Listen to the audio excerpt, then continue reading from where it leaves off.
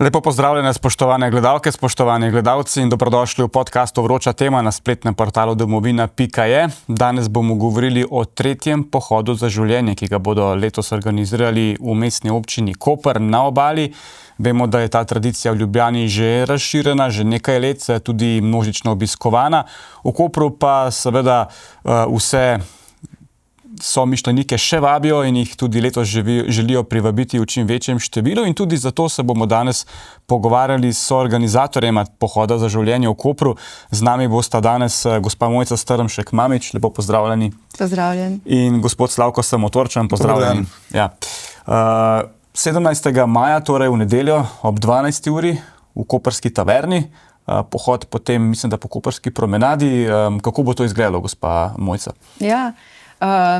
Torej, pričakali bomo najprej se naše goste v enem takem veselem razpoloženju, pripravimo ogromno balonov in pričakujemo otroke, da jih pridejo iskat. Imeli bomo kratek program, vesele rokice za otroke, kjer so ponovadi kakšne figurice, take skratka oblečeni ljudje v figure, otroške, ki zabavajo otroke, z njimi zaplešejo, ki zapojejo. No, potem pa ponovadi ob 12. uri se začne program s himno. Nam je to zelo pomembno, ker smo ljudje, ki spoštujemo svojo domovino, svoj narod, ljubimo svoj narod, kulturo. Torej tudi domoljuben dogodek na nek način. Zelo domoljuben in to želimo tudi na tak način izraziti. Najprej razvijemo veliko slovensko zastavo in zapojemo himno. Otroci so pomemben del pohoda za življenje, ne? To opažamo že v Ljubljani. Zakaj? Najbolj pomemben, zato ker oni so naša prihodnost. Oni so ta naboj, oni so tisti, ki prihajajo in bojo slovenstvo, slovenski narod, v bistvu našo kulturo, našo tradicijo peljali naprej. Ali pa bomo izginili in nas ne bo več. Otroci so torej pomemben del pohoda za življenje, brez njih ga ni, konec koncev borite se za nova življenja. Ne? Ja, če tako povem prav moje osebno mnenje, ne?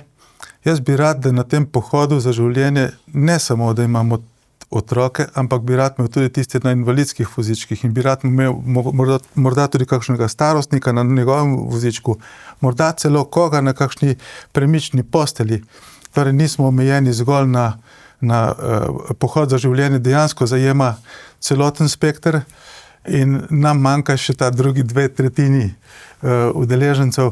In upamo, da se bo v naslednjih letih to tudi spremenilo pa popravilo v to smer. Pride tudi organizatorka pohodov v Sloveniji, ne, Urša Cankar Soares. Vedno je prisotna na vsakem pohodu. Bolj ali manj. Ja, z njo smo dogovorjeni, da nas obišče. Ni sicer neposredno aktivno vključena v organizacijo, je pa vedno prisotna, seveda ona je nekakšna rdeča nit vseh pohodov v Sloveniji. Kaj je pravzaprav smisel pohodov zdaj v Kopru, v Ljubljani, v Mariboru, recimo, ne? Navajeni smo bili, da je bil to en velik dogodek vse slovenski v Ljubljani, zdaj pa vi delate ločeno spomladi, oni jeseni, več je teh pohodov. Zakaj? No, najprej mi delamo skupaj. Vsi smo povezani med sabo in se v bistvu prepletamo, si pomagamo, ampak zakaj? Zato, ker je to večkratni dogodek v istem letu. Mi želimo dati glas tisti skupini, ki ga nima, to so nerojeni, ki so tudi ljudje, od samega spočetja. Tako gledamo mi na njih, a ne? In gledajte, vse obrobne skupine, vse skupine v potrebah na tem svetu imajo svoj glas, ker so živi. Oni pa nimajo te sreče, da bi se rodili. In ker smo skupina ljudi, ker tako čutimo, da imajo tudi ti ljudje, ki še niso rojeni, pravico do rojstva, smo njihov glas. In v bistvu poskušamo z našimi pohodi izražamo veselje do življenja, ker velikokrat, vsaj v tujini navajajo, tako pri nas pa podatkov ni, je vzrok za splav, a ne, ravno ta stiska, osebna stiska, ki jo ženska ali pa par doživlja. Če je okolje veselo in se razveseli otroka, je popolnoma drugače ženski sprejeti novo življenje. Koliko ljudi pričakujete? Ne? Zdaj v Kopru na prvih dveh pohodih ni bilo toliko ljudi kot v Ljubljani. Na kakšen način jih vabite, da bi prišli, da bi se kdo šel pogumil, ne? A menite, da je manjša udeležba v Kopru posledica tega, da ste pač v manjši občini doma, ali da se ljudje morda še ne upajo opogumiti in priti in povedati, da so tudi oni za življenje. Ne? Kaj ti so deležni potem tudi lahko pogroma v medijih, prijateljev, ki jih ne podpirajo? Iskreno povedano se s številko res ne obremenjujemo. Nam je cilj ali pa osnovni namen je, da pohod pripravimo in da ga pripravimo sproščeno kot praznovanje. To pomeni, če vzamemo recimo državne praznike, recimo dan kulture, kulturni dan ali pa recimo dan državnosti, je to nek dan, ko naj bi se neko stvar izpostavilo in naj bi se nekaj praznovalo. Ne? Zato mi ta pohod za življenje pojmujemo kot praznik življenja in kot takega ga tudi pripravljamo. Zdaj, prav v zvezi s temi pohodi iz tujine, pa tudi pri nas v Sloveniji, ne, so bolj ali manj ti pohodi spremljani z protipohodi, z nasprotniki, z nasprotovanjem in nekateri se upravičeno bojijo. Jaz se spomnim svoje prve udeležbe na pohodu, ko sem šel v Ljubljani, torej pred koprskimi pohodi. In moram reči, da sem ponekod videl nek strah pri teh prisotnih. Se družine niso upali priti s svojimi otroki, se niso upali pripeljati svojih dojenčkov, svojih otrok, svojih starostnikov in tako.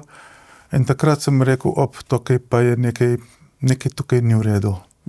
Dejansko moramo to izvajati tudi v drugih krajih in stopiti na ta pot, ki na nek način mukotrpna, ampak je nujna. Da se premaga ta strah, da se inkulturira slovenski prostor z drugače mislečimi, z svobodno mislečimi. Tako da, torej število nam ni pomembno, s tem se ne obremenjujemo. Smo veseli vsakega, ko pride in to je to. Zdaj, proti shoda ste že bili deležni v Kopru, ne? Mislim, da lani ali predlani. Letos pa tudi slišim, se zbirajo neki podpisi proti shodu. Ne? Zakaj se gre? Drži, vsako leto nas spremljajo protestniki, ki protestirajo proti našemu shodu. Zdaj, praktično to pomeni, da si ne želijo, da bi mi oznanjali veselje do življenja. V tem smislu, kot smo ga omenjali. Ampak oni imajo drugačen argument, ne, zakaj protestirajo proti vam. Ne? Češ, da nasprotujete splavu. Ne? Seveda, ni problem. Polemika se vedno vrti okoli splava. Ne? Glejte, tukaj mi nismo doživeli možnosti nekega dialoga. Jaz sem prepričana, če bi vse argumente dali na mizo o splavu, bi se lahko zelo dobro uskladili, kaj je dobro in bi delali tisto, kar je dobro za žensko, ker pa dialoga ni. In so v bistvu samo enostranska poročanja v medijih, v večini slovenskih medijev, je pač to naš edini način, da opozarjamo na to, da smo ljudje, ki se ne strinjamo z načinom, da je splav edina možna rešitev, ker ne verjamemo v to, ker rešitev je res veliko. Ja, pa kaj potem želijo preprečiti na občini, da bi vam občina prepovedala shod ali kako? Razumem. Ne, občina nima težav s tem, da imamo mi shod. Pač pa je skupina ljudi, ki se vsako leto organizira. Letos smo slišali, da zbirajo tudi peticije, da so naredili peticijo, da zbirajo podpise proti našemu pohodu in ga želijo v bistvu prepovedati v mestu. Potem verjetno pričakujete spet kakšno nagajanje, da vas bo kdo poskušal preglasiti. Torej jaz osebno doživljam te protishode kot nekakšno politično agitacijo.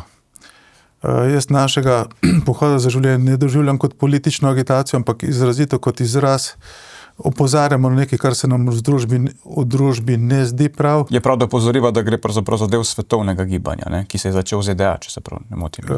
Govorimo o pohodu? Ja, tako je. To je ja. Začeli so v Ameriki in se širil potem po svetu. Če se pa dotaknem nazaj proti pohodu, jih pa nekako ne razumem. Mi niso logični. Jaz ne bom šel nikomur razbiti njegovega slavja, njegovega praznovanja, njegove slovesnosti. Pa naj bo to poročna ali rojstnodnevna ali kakršnakoli pa že. Lahko se tudi z neko organizacijo ne strinjam, pa ne bom šel podirati. Tako da se mi to zdi zelo tudi, tako bi rekel, moralno sporno in neetično.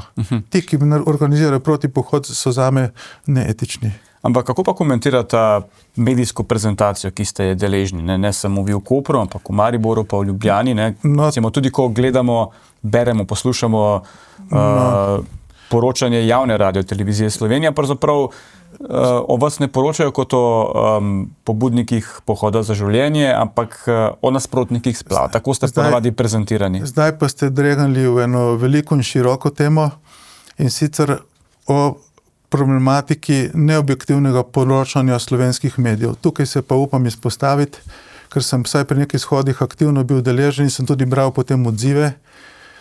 Če imaš ti pohodnike na pohodu, ki so recimo, ne vem, jih je nekaj tisoč in jih imaš nasprotnikov nekaj 100 ali pa niti tone ali pa morda nekaj 10 in to oboje medijsko izenačiš, je to medijska neprofesionalnost.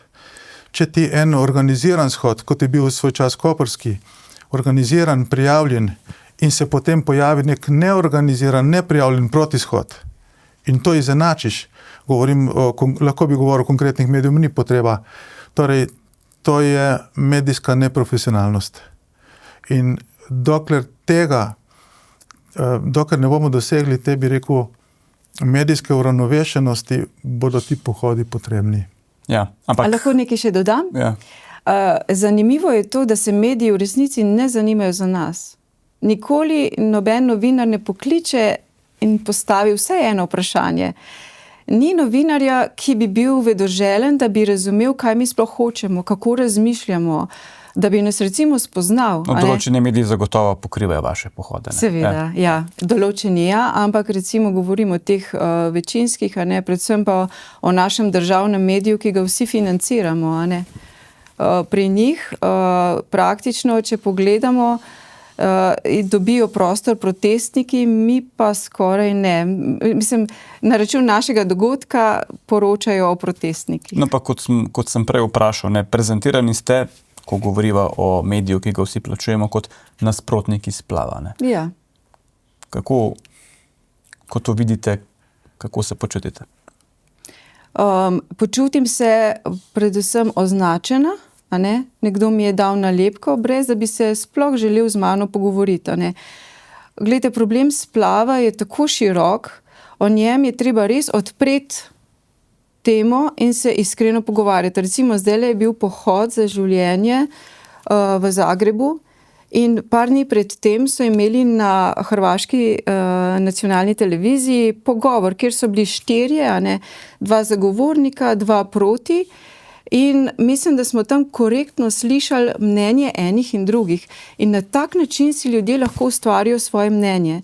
Dokler pa je ena stran popolnoma izključena, druga pa gor vzeta, bi rekel človek po domače, se drugega mnenja ne sliši. Torej se ne moremo nekako, kako bi rekla, ne moremo priti do nekega konsenza. Če pa me vprašate, to, kar želite slišati, jaz nimam težav s tem. Lahko povem, da zame je splav kompleksna stvar in sicer sama sem bila večkrat noseča. 7-krat. Vsakič, ko sem zvedela, da sem noseča, moram reči, da sem bila naklonjena k temu, da bi imela še enega otroka in moj mož tudi. Ampak, ko ženska zve, da nosi novo življenje, je to velika odgovornost. Zave se v trenutku, da bo odgovorna za nadaljnjih 20 let, skupaj z možem, da bo novo življenje prišlo nekam na neko samostojno pot. To ni majhna stvar. In je zelo pomembno, da ob vsem tem ima pozitivno okolje. To pomeni okolje, ki se veseli tega otroka. Ali pa ga sprejme, Jaz recimo sem imela to srečo, da sem imela vse pogoje, ampak dajmo reči, obstajajo pa ženske, ki nimajo pogojev, da bi se veselile. In v teh primerih, glejte, je ogromno poti odprtih, da jim lahko pomagamo. Dajmo jim pomagati. Splav je najslabša možna rešitev. No, morda en intermezzo, ko sem bil sam zaposlen na javni radioteleviziji Slovenija, vem, da je bil nekako argument urednikov, da se o tem skoraj ni želelo poročati. To, da imamo mi tako se interpretirajo v ustavi, zapisano pravico do splava, in da pravzaprav vi nasprotujete ustavno pridobljeni pravici.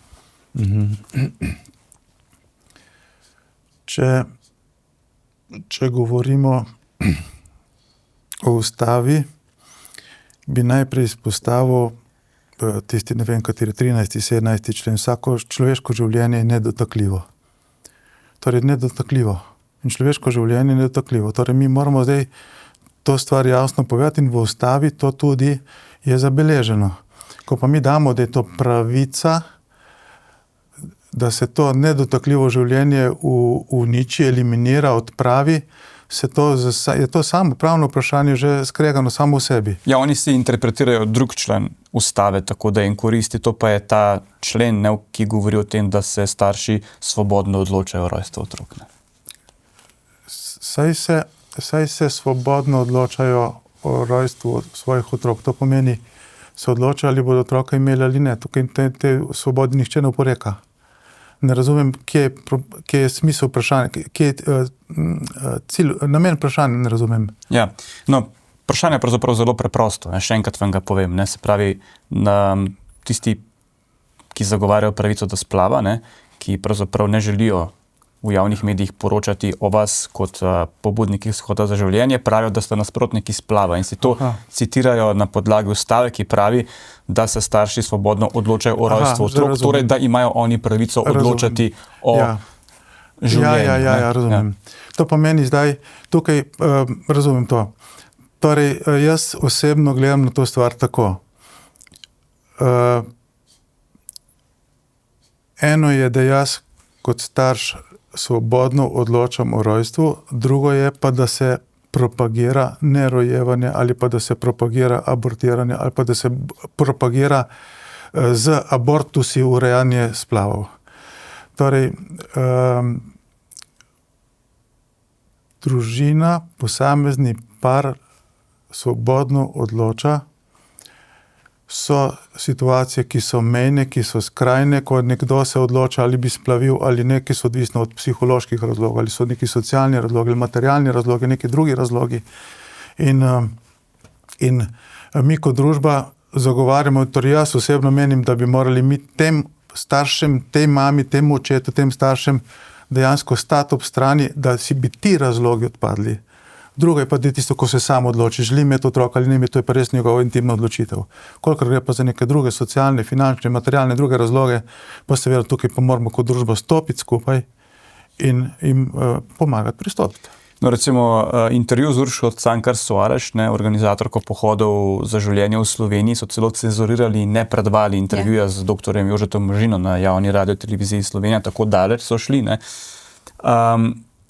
Vedno vam želijo pripisati, da želite doseči prepoved splava. Želite to doseči ali pač želite predvsem opozarjati, da je druga možnost kot splav? Ne, torej tu moramo biti jasni, ne želimo preprečiti, torej mi ne kličemo k tem, da bi se neko stvar prepovedalo. Ne? Želimo pa jasno povedati, da to ni človekova pravica. Kajti ta žena, ta par ima pravico načrtovati, ampak v tistem momentu, ko je otrok spočet, torej ko govorimo pa o drugem bitju, drugem človeškem bitju, v mamini maternici ni več njeno telo, je drugo telo, druga kri, drugi genom, druga krvna skupina, drugo bitje. Kaj pa, če se ni svobodno odločila o spočetju tega otroka? Recimo, da so jo posilili. No, tukaj moramo biti razumni, dajmo pogledati malo okrog druge ustave po svetu, druge načine reševanja, ne. Tudi tam, kjer so nekateri zelo rigorozno proti splavu, so dejansko v ustavi dopustili v primeru, ne vem, incesta, posilstev, ne vem, nekih drugih razlogov. In tukaj smo mi zopet odprti za eno zdrav, razumen pogovor. Mi ne moramo reči ne proti splavu, smo proti splavu in samo to ponavljati, ne, ker to ni res, ne. Mi smo nasprotno, smo za življenje, ohranimo ga, kjer ga moramo, pomagamo, kjer lahko, sodelujemo, kjer lahko. Sploh danes, ko govorimo o slovenskem prostoru, imamo nataliteta izredno nizka, mi bi morali spodbujati in to spodbujati medijsko, spodbujati finančno. Če mene vprašate, vsake nosečnici, ki hoče roditi, dam, ne vem, kot država, ne vem, najmanj 10,000. Gospod Samotorčan je dal pravzaprav prej dobro podlago za nadaljevanje pogovora v smeri propagiranja, ne. V medijih so nevladniki, ki se borijo za dostopen splav, ne, zelo v ospredju, ne, v soju žarometov. Govorimo seveda o instituciji 8. marec, Nike Kovač, ki se je v Evropski uniji, v Evropskem parlamentu borila za to, da bi ženske v Evropski uniji, ki nimajo dostopa do splava, pravzaprav je tukaj govora samo o 2 državah, kjer je splav bolj omejen, ne, to je na Malti pa na Poljskem, da bi pač Evropska unija to pokrila, ne? Evropska komisija, da bi to iz skupnega proračuna pokrila, da bi te ženske imele dostopen splav. Ampak kako vi gledate na to medijsko podporo, ki jo pravzaprav inštitut, ki se bori za dostopen splav, ima, ne? Kaj je tukaj po vašem moralno spornega? Poglejte, predvsem to, da ne obstaja drugo mnenje, da ne sprejmejo nobene druge možne rešitve. Najprej mogoče ena ta stvar, ne, kako je lahko za žensko, ki je noseča in čuti svojo stisko, svojo nemoč, kako je lahko edina možna rešitev splav. Splav prinese osebno bolečino in fizično bolečino. Lahko mi rečete danes, ja, gledajte, se vse dela kemično, s tabletkami, ni več takih bolečin. Lahko povem osebno izkušnjo, bila sem stara 17 let, takrat sem imela enega fanta in sva z njegovo mamo ga čakali, da pride domov, sedeli sva v pol temi, ta mama me je imela zelo rada. In začela je pripovedovati in jaz sem jo poslušala in slišim, imela sem še enega otroka, to bi bil moj tretji. Jaz si nisem mogla predstaviti, kako me bojo obsojali, da se ne znam zaščititi, da moram imeti 3 otroke. In v tej silni stiski in nepodpori je ona naredila splav in jokala, ko mi je to pripovedovala in mi je povedala, s kom bi bil tisti dan v šoli. Razumete, to so take osebne travme, ki se jih ne da zbrisati in o teh stvarih nihče ne govori, o tem se ne sliši. Mi pa imamo zavode, ki pomagajo tem ženskam in te isti zavod, recimo jaz sem zdaj izpostavila zavod Živim, ne, tja lahko ženske v stiski pridejo, preden se odločijo, kaj bojo naredile in dobijo vso podporo. Tako da mi imamo veliko možnosti, kako rešiti eno življenje. In osebno in naša skupina, vsi verjamemo, da je vsako življenje vredno. Je torej namen pohoda za življenje tudi to sporočilo, ne? Da obstaja druga pot? Seveda. In mi vedno na naših pohodih tudi govorimo o vseh teh zavodih, ki so na razpolago v pomoč vsem tem ženskam v stiskah. In gledajte, 2 leti nazaj se nam je zgodilo, da je prišla na pohod mlada mamica z dojenčkom in nam je prinesla pokazati otročka. Leto pred tem se je sprehajala v stiski noseča in ne vedela, kaj bi naredila. A bi ostala noseča ali bi prekinila to nosečnost. In ko je izvedela za nas in ko je videla tiste ljudi vesele, naš pohod je zmeraj vesel. Tam so vse generacije. Tja k nam pridejo stari starši z vnuki, se pravi mlade mamice noseče, mi imamo mlade v prvih vrstah. Skratka, tam je bilo lepo in ona se je odločila, da ohrani tega otročka in nam ga je prinesla pokazati. A veste, kakšno veselje je to? Če se lahko privoščim en oseben naložek, ne, moje mnenje je, da pač v Evropski uniji, v neki liberalni družbi, kjer živimo, seveda pravica do splava mora biti omogočena, ampak način, na katerega nevladna organizacija Inštitut 8. marec širi svoje dosežke, ne, za katere se bori z nekim veseljem in to smo večkrat videli, lahko rečemo, zagovornike splava tudi v tujini, ne, govoriti o tem, da gre pravzaprav za zdravstvo, ne, da je splav pravzaprav zdravstveni poseg.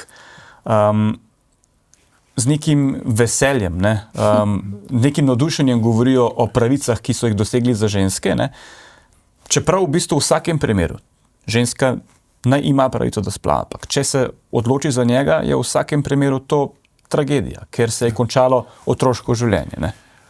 K temu rad bi dodal komentar k temu Inštitutu 8. marec in njihovem trudu.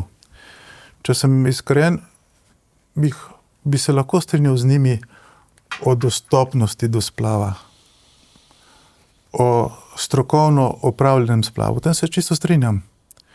Oni to, kar so tako zelo pompozno oznanili, o čemer so govorili, To je nekaj, s čimer se jaz moram čistiti. In to sploh ni nič poseben dogodek. Morda v našem prostoru je. Kajti, če pri nas čakaš recimo v zdravstvenem sistemu 3, 4, 5, 6 mesecev, da sploh prideš na pregled, govorimo o dostopnosti do storitve. Torej, mi seveda vemo, da če nekdo potrebuje splav, naj bo ta splav dostopen, naj bo upravičen, je na nek način tudi plačan iz javnega zdravstva, to je vse v redu.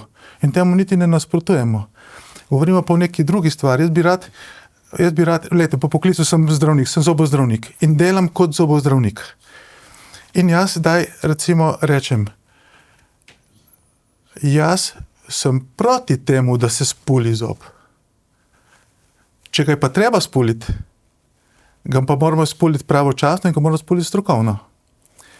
In še druga stvar, k temu bi spet rekel, če jaz moram kot zdravnik narediti neko storitev, potem moramo vedno pred tem imeti postavljeno diagnozo. Gangrena pulpidentis in ga spuliš. Ne vem, absces, zobni absces ga spuliš.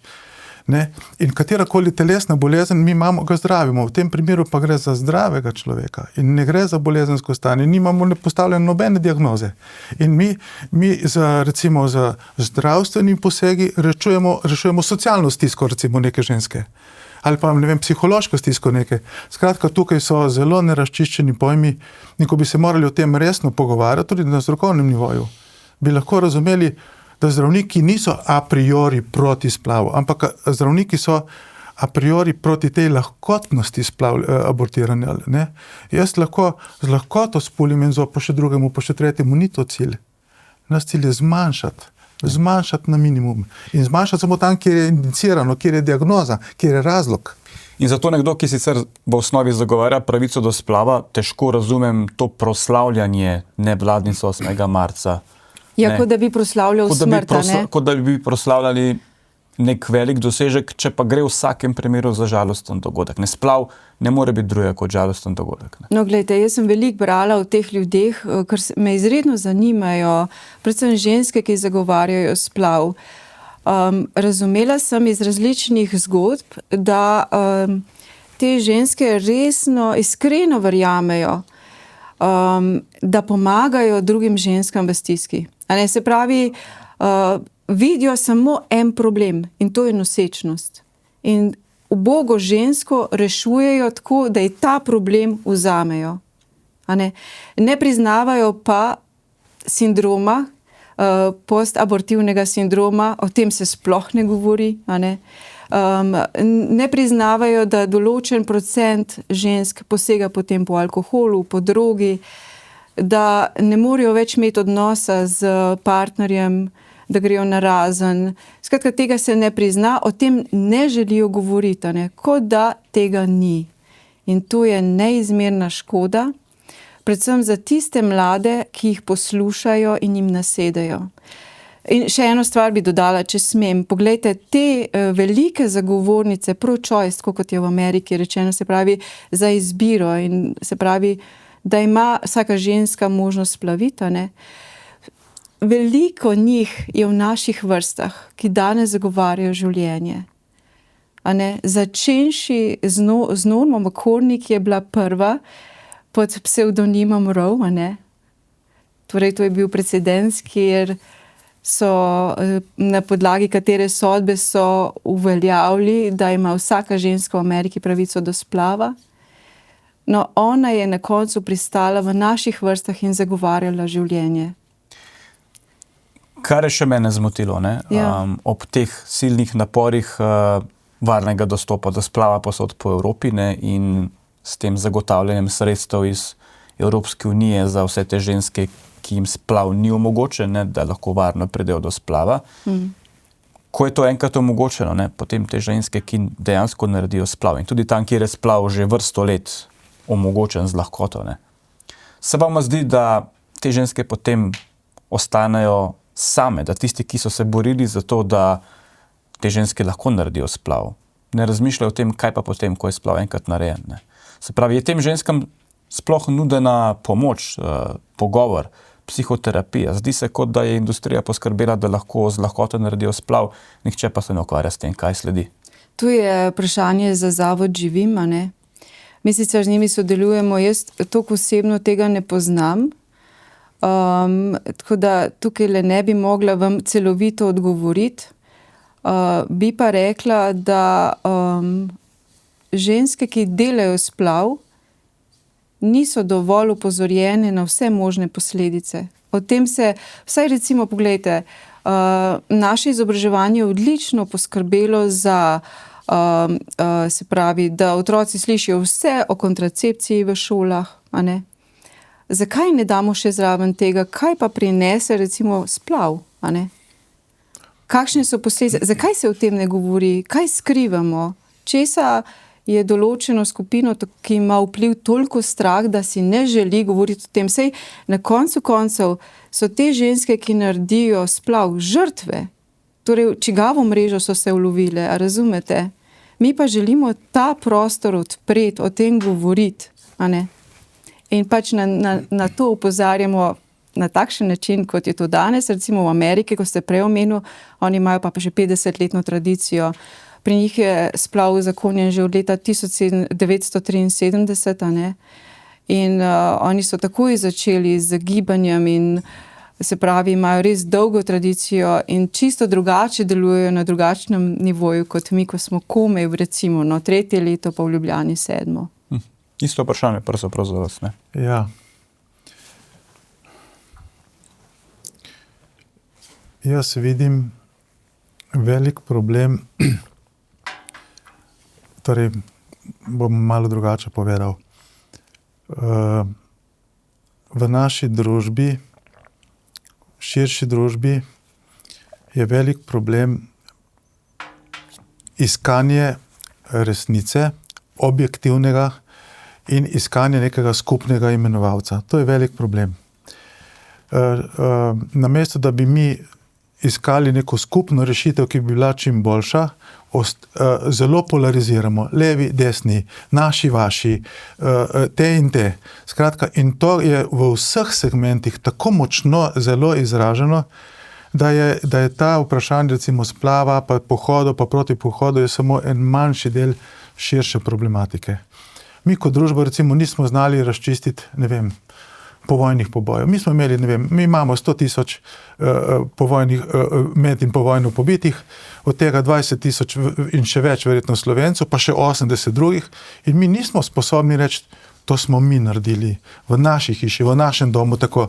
In če smo to naredili, kdo je to naredil tako? Lahko se razčiščuje, zakaj in kako, ampak da se to pove.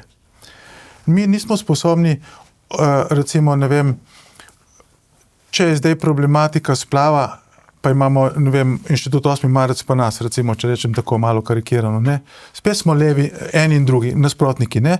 Dajmo stopiti skupaj pa reči, verjetno tudi vi, če ste zagovorniki splava, priznate, da je oplojena jajčna celica človek, da bije srce že 22. dan, da imamo, da žena, ki abortira, da to abortira človeško bitje in tako naprej. In če vi to lahko ste zmorni, ko bi rekel, se opredeli, da je to zlo, ki ga je treba čim bolj zmanjšati. In tukaj bi lahko mi stopili skupaj in reči, ja, to je zlo, ki ga želimo zmanjšati, zmanjšamo ga pa lahko z svetovanjem in pomočjo prej in tudi potem.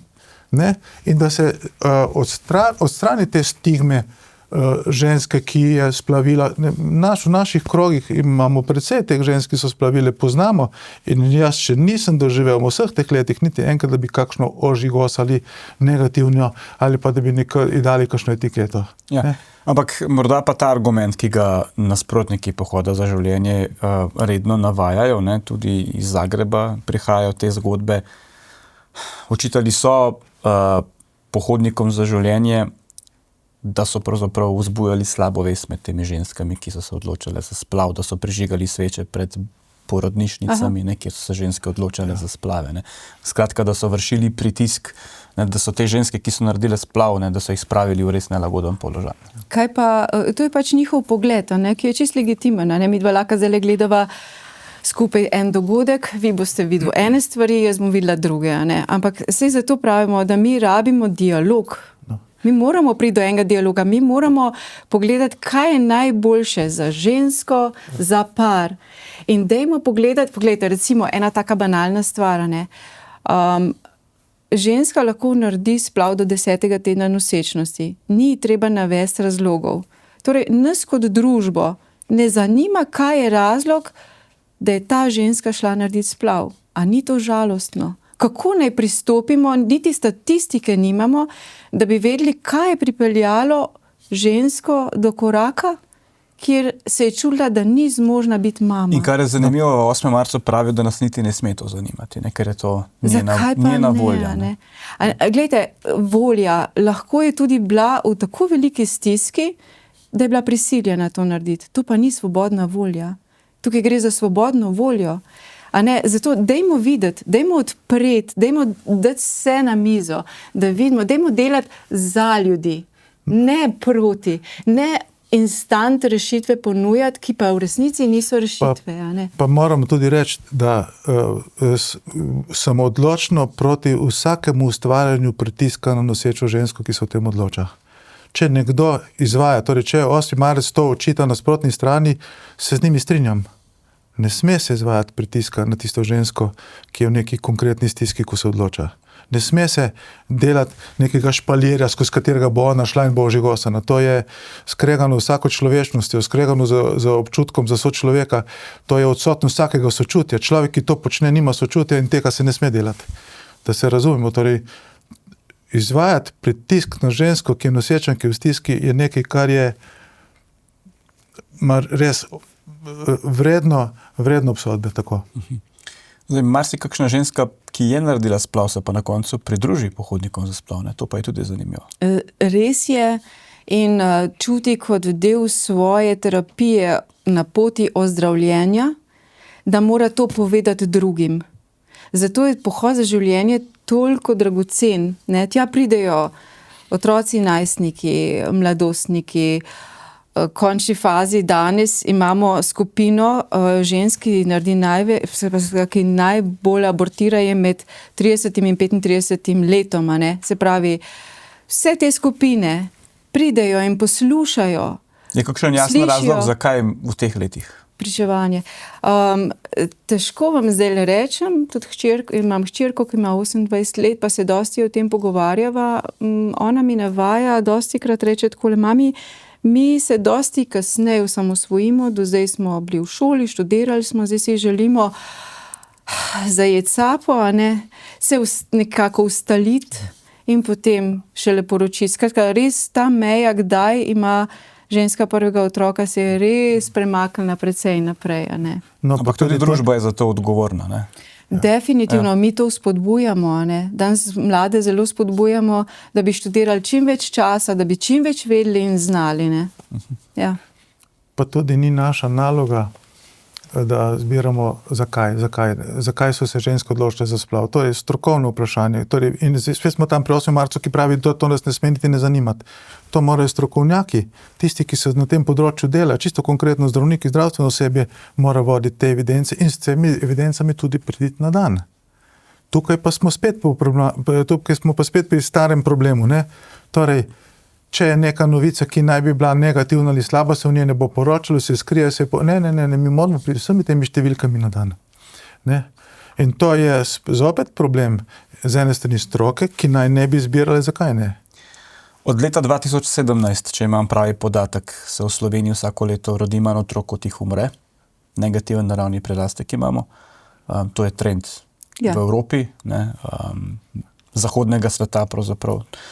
In ob tem, da dopuščamo pravico ženskam do splava, kaj narediti, da bomo te trende obranili?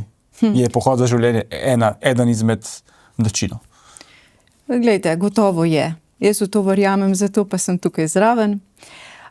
Mislim pa, da bi vsaka vlada morala zelo poskrbeti za demografske probleme, ki jih imamo.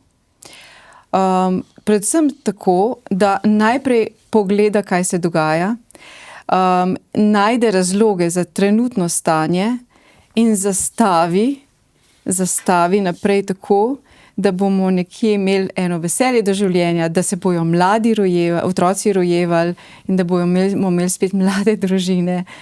Tako da jaz si to srčno želim. No, vsaka vlada mora imeti svojo demografsko politiko. Ta naša obstoječa vlada, ki je v odhajanju te politike... Je urad za demografijo ukinila, ne? Tako. Ja, celo to, tako. Ja. Ne, in zdaj urad za nekaj, kar je torej demografska politika, bom še drugače rekel. Politiko vidim kot neko skupnost, ljudi, ki morajo videti širše stanje v družbi, morajo gotoviti, kje so neki negativni odkloni in jih korigirati, ali pa kje bi bilo tisto pozitivno, ki bi lahko v družbi prebujalo. In zato recimo politika, ki ni sposobna dojeti, da mi imamo demografsko krizo, da mi imamo težave demografske, ima res širok, da je to res širok problem družbe, taka politika ni zrela.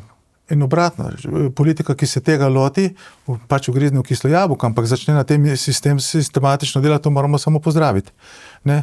Zdaj, kot jaz razumem to situacijo politično danes, ena vlada, ki je to ukinila, druga vlada, ki bi to dala, vsekakor bomo na strani te vlade, ki zagovarja neko zrelo, modro demografsko politiko. Ja, no, prihajajoča desno-sredinska vlada, če se bo na koncu res sestavila, dajmo še malo manevrskega prostora, namerava uvesti ministrstvo za demografijo, tako se začne.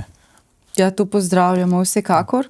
Upamo na odprt dialog, mi nikogar ne izključujemo, ampak si res želimo, gledajte, tudi z nasprotno stranjo, ker izkušnje v Ameriki res kažejo, da vroči zagovorniki pravice do splava pristanejo v naših vrstah, ker mislim, da je tako ena pot razvoja enega človeka ali pa ene ženske, moža ali žene. Namreč, če imaš iskreno dober namen, da delaš dobro, potem pogledaš najprej, kakšna je paleta in kaj je res dobro za žensko v tistem trenutku in ji pomagaš. Res ji pomagaš. In ne vzameš samo trenutnega problema, ampak ji pomagaš, da gre naprej v življenje in da ga kvalitetno živi. A pa se kaj ukvarjate recimo s tem, zakaj se pravzaprav ženske, ki jim je splav v Evropski uniji dostopen, odločajo za to? Ne? Kaj so glavni razlogi, da se odločajo za to? Ne? Pač, ko berem študije, najdem med razlogi marsikaj. Ne?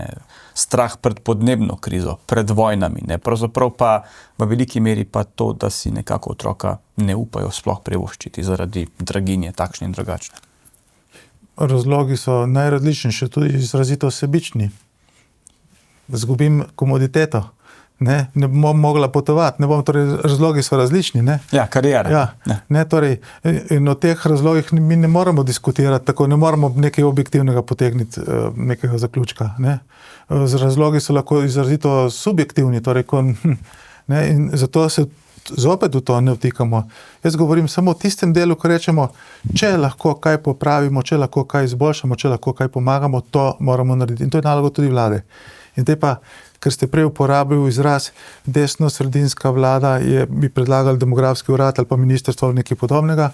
No, meni ta izraz desno-sredinska zmotil, ker jaz bi rekel, ne glede na to, kakšna vlada je, ne glede na katere stranke so notri, niso desno-sredinske ali desne ali leve, to ne, ampak gre, ali se ukvarjajo demografsko politiko, ali hočejo stvar reševati, ali vidijo rešitve, ali lahko pristopijo poleg. In tu bi se rad pogovarjal, ne? Tudi na državnem nivoju. Ja. Gospod Mojca, smo paradoksalno žrtev lastnega napredka, ne samo v Sloveniji, ampak v zahodnem svetu, v svetu, kjer smo si moške in ženske enakopravni, kjer zdaj ženske lahko zaslužijo že približno enako kot moški na približno enakih funkcijah, pa je ravno to potem posledica, da ženske gradijo karijere in se kasneje odločajo za otroke in jih imajo manj. Ne. Smo na nek način žrtev lastnega napredka. Govorimo o demografiji. Definitivno. Se pravi, večji, ki je standard, manj imamo otrok, bolj pozabljamo nase. Zakaj tako rečem, pozabljamo nase? Ker vsak od nas bo en dan star. In ko prideš v starost, takrat se zaveš, da si sam, morda imaš partnerja, ampak v starosti ti rabiš mladino, ti rabiš nekoga, ki te pride obiskat. A ne? Ker pravilo starejših ljudi je, da že malček gledajo tako zagrenjeno, ali pa ne me narobe razumeti, ampak mladi zmeri prinašajo veselje. Vsak otrok zmeri v družino prinese veselje. Kakšno veselje je, ko pride vnuk pogledati staro mamo ali pa starega očeta. Nepopisno. Jaz mislim, da se moramo tudi tega zavedati, in srčno verjamem, da je prišla ideja, se pravi o tem referendumu, ko smo ga imeli nazadnje, od evtanazije, ravno iz te stiske, človeške stiske, Najprej strah pred trpljenjem, predvsem pa zavedanje, če sem sam, kdo me bo gledal, a ne? Mi imamo domove za ostarele, mi imamo inštitucije, ki bi lahko poskrbele, ampak ni ljudi, ki bi tam delali. Skratka, mi imamo en kup težav. Mi danes ljudi uvažamo, zato da delajo najbolj preprosta dela. Tako da mi imamo res velike probleme. Ampak še enkrat, s kakšnim pritiskom se ženske soočajo danes?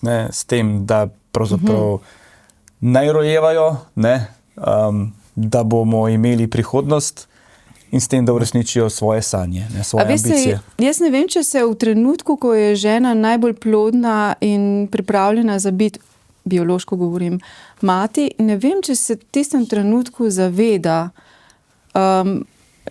Jaz mislim, da je bolj v njeni glavi, želim si službo, seveda jo potrebujem, moram preživeti in potem se bori v tistem okolju, da je dobra, da je pohvaljena, hkrati pa leta tečejo in zbežijo, kar pomeni, da tista najlepša leta odidejo in so potem mogoče starejše in uspejo si ustvariti družino, ali pa ne, lahko ostanejo same, a ne. Demografska politika neke države bi se morala tega vprašanja zelo jasno dotakniti. Če je v naši mentaliteti je ženska, ki ostane doma, je gospodinja. Te ženski bi mogli dati pa etiketo mati družine, recimo. In kot mati družine pa bi morala biti plačana. Kajti, če nekdo rodi in rojeva in skrbi za družino in skrbi, ker tukaj nisem, da skrbi fizično, skrbi tudi za moralno in družbeno dimenzijo celotne države, je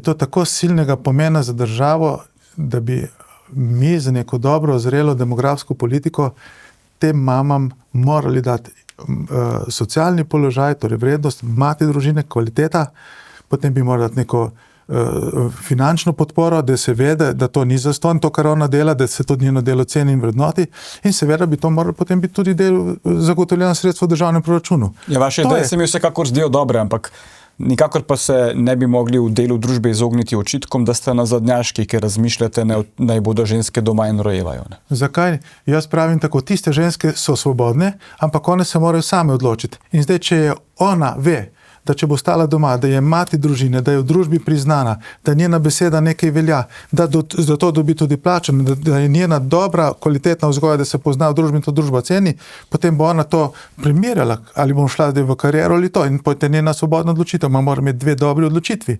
Tukaj ima pa eno, ali boš sam tam gospodinja, omalovažujoče, ponižujoče, brez spoštovanja, ali pa imaš, da je to spoštovanost. Tako da tukaj smo spet, to je problem naše družbe. Ali zna vrednotiti poklicanost mame, ali pa je da naziv gospodinja. Zdaj, študije kažejo, da se mladi, zlasti generacija Z, počasi vračajo k tradicionalnim vrednotam v cerkev, ampak je pa velika diskrepanca med moškim in ženskim spolom. To so zlasti mladi fantje, ženske pa še ne mlade. Pa nisem čisto dobro razumela vprašanje. Kaj pa? Torej, mlada generacija Z se vrača k tradicionalnim vrednotam, k veri, v cerkev, k tradicionalni družini, ampak v veliki meri gre za mlade fante, ki se vračajo tja, ne pa ženske, še ne. Ja, to je res pojav. Smo že razmišljali o tem, ker mi to opažamo tudi na pohodih, to je zanimivo. In to je tudi zelo dobro, kajti mi nimamo toliko krize v ženskah, imamo krize v moških. Torej, in če ta podatek drži, to je zame velik znak upanja za slovenstvo in za slovenski narod. Kajti, če se moški zaveda, kaj se pravi biti moški, oče in tako naprej, in če se tukaj postavljajo neke tradicionalne vrednote, to absolutno ni slabega. Celo to vidim kot velik pozitiven preboj v družbi. Vse v redu. Ampak pravi razlika pa je med spoloma, vsaj zaenkrat. Izgleda, da je. Kaj se dogaja z dekleti? To bi bilo dobro pogledati, Jaz nimam nobene bolj poglobljene informacije o tem, ampak ta pojav smo tudi mi že opazili na naših pohodih. V kakšnem smislu, da pride več moških?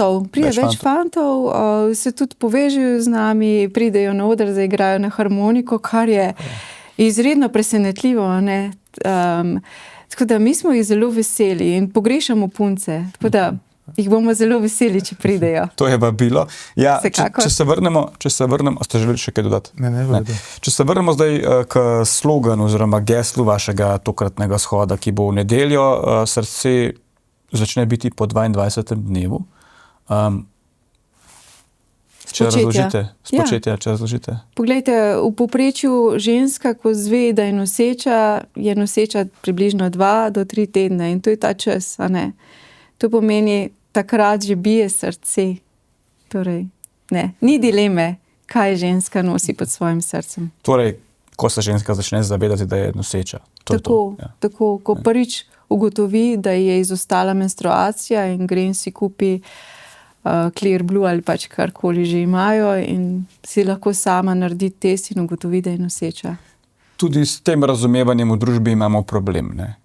Kdaj govorimo o živem bitju? Ne? V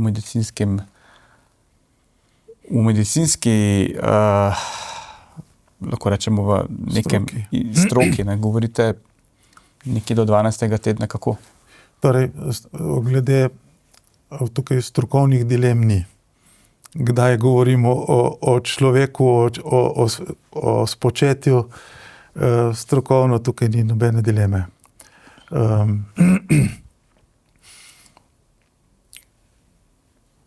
To preprosto ne vem.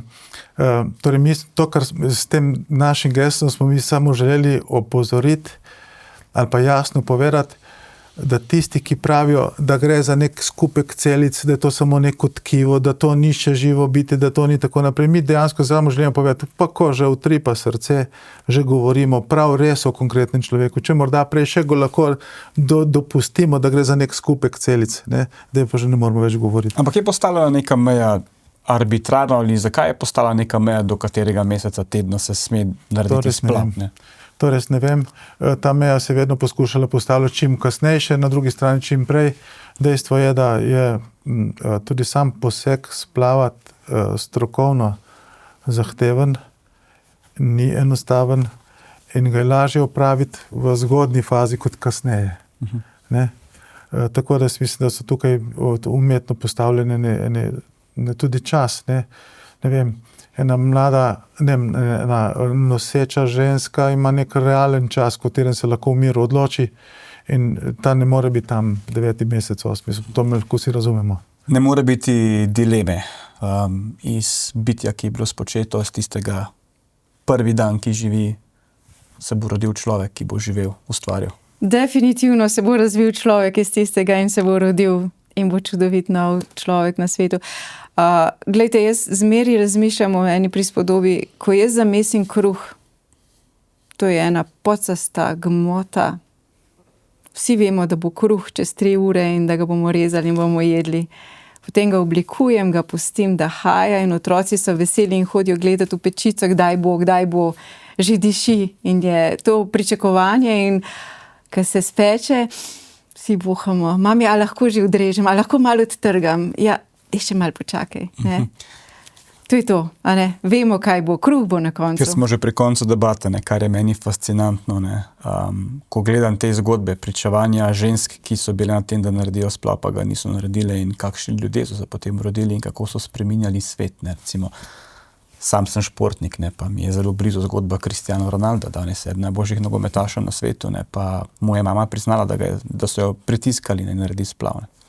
Aha. Pa se je tik pred zdaj odločila, da ne. Koliko je takšnih ljudi? Ne, se pravi, se ljudje niti ne zavedajo te matere, ki gredo narediti splav. Kako izjemni ljudje bi to lahko bili? Ne? Drži. In ravno zaradi tega, pa tudi, gledajte, tudi če se rodi mongoloidni otrok, tudi ta prinese veliko veselja v družino, tudi probleme in težave, ampak načeloma, gledajte, vsako bitje šteje, vsako. Zato mi moramo spoštovati to novo bitje, čeprav je skrito nekje globoko v maternici, ampak naj se rodi, da imamo priložnost. In mu kot družba pomagati. Tako. Njemu in staršem. Mami in očetu. In bomo na tej točki zaključili pogovor. Morda še enkrat, zakaj vabite, da se v čim večjem številu ljudi udeležijo shodov v nedeljo? Da si damo poguma, da se razveselimo, ker to je res lep in vesel dogodek. In da skupaj praznujemo. ne glede na to, koliko je kdo star, mlad, bolan, zdrav, koliko ima težav v življenju, kljub samo je življenje taka vrednota, da se ga je vredno veseliti. Hvala obema za obisk na Domovini. Hvala tudi vam za vabilo. Vam, spoštovane gledalke in gledalci, seveda hvala za pozornost. Če še niste, preberite novo številko Domovine, tednika Domovine, ki je šel v torek 7. maja. Nekaj zelo zanimivih zgodb tudi o tem, kakšna bo usoda Jankovićevih projektov, zdaj, ko prihaja nova desnosredinska vlada. Izjemen intervju z doktorjem Renatom Podberstičem, kako je šlo za ideološko čiščenje. Skratka, ogromno je zanimivih tematik. Preberite si Domovino in nas spremljate še naprej. Hvala za pozornost.